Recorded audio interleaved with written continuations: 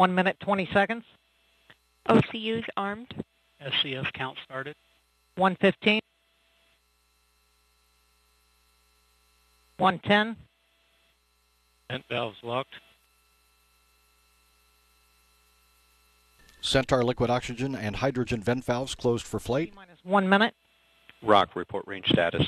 Range green.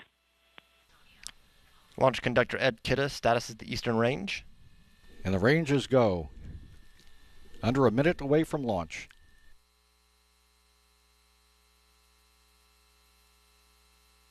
T-minus 40 seconds.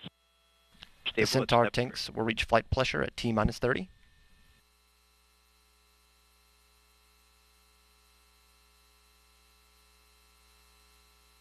T-minus 28. 25. Status check. Go Atlas. Go Centaur. Go TDRS-M. All systems are go. T-minus 15 seconds and counting. 9, 8, 7, 6, 5, 4, 3, 2, 1. And we have liftoff of TDRS-M on the Atlas V rocket from Space Launch Complex 41. TDRS-M, securing space-to-ground communication for NASA's low Earth orbit operations, including the International Space Station.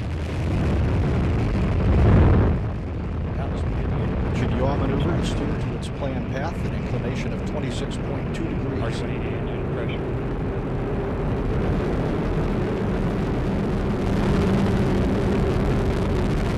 Hearing the voice of Patrick Moore providing launch vehicle ascent data. Patrick is the United Launch Alliance Denver Network Operations Center and Command Control Center. Pump speeds and injector pressures all looking good. Now Reading the passing data coming 45 directly seconds from the into rocket. flight. The Atlas rocket carrying TDRS-M nominal will flight reach control supersonic speed at 1 minute and 20 seconds into flight.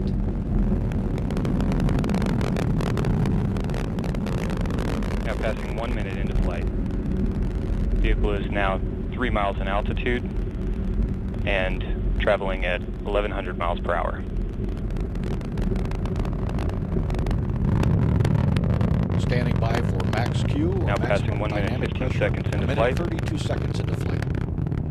Mach 1, Atlas V is now supersonic.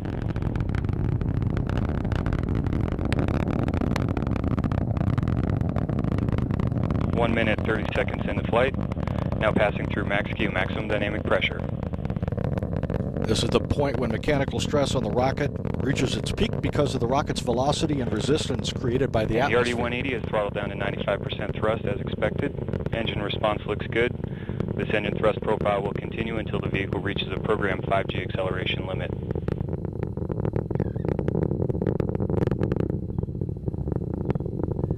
About 2 minutes into the flight of And now Atlas. passing 2 minutes into flight, approximately 2 minutes remaining in the first stage of flight.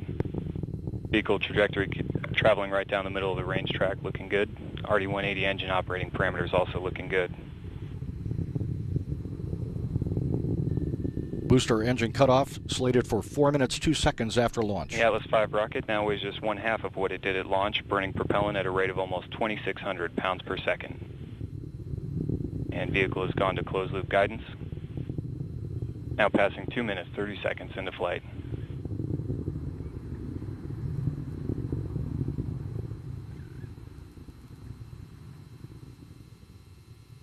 And RCS pyro valve has been fired. Centaur reaction control system now pressurizing to flight levels.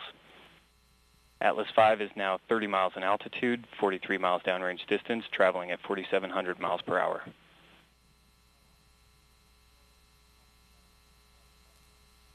And now passing 3 minutes into flight, approximately 1 minute remaining until booster engine cutoff. RD-180 continues to perform well. Vehicle trajectory continuing down the middle of the range track. ULA's Patrick Moore providing vehicle ascent data. 3 minutes 20 seconds into flight.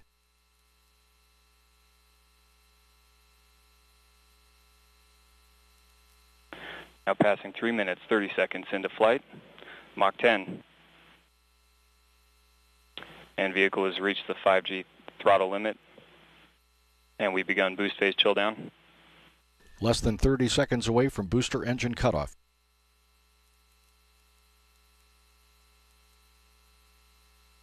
Three minutes, 50 seconds into flight, standing by for BECO momentarily.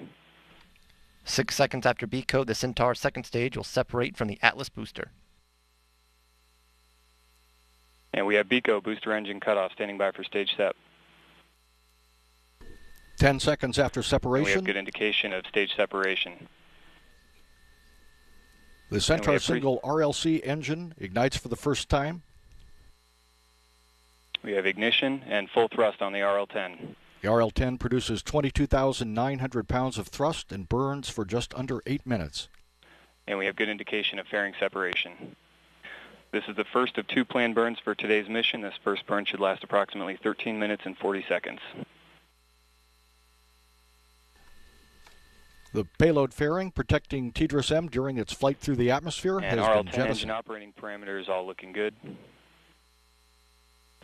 Vehicle trajectory continuing down the middle of the range track. The Centaur is now 107 miles in altitude, 350 miles downrange distance, traveling at 11,160 miles per hour.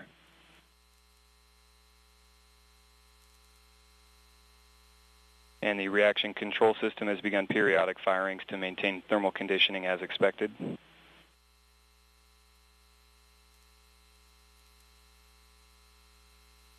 The Centaur propellant utilization system has gone to closed loop control.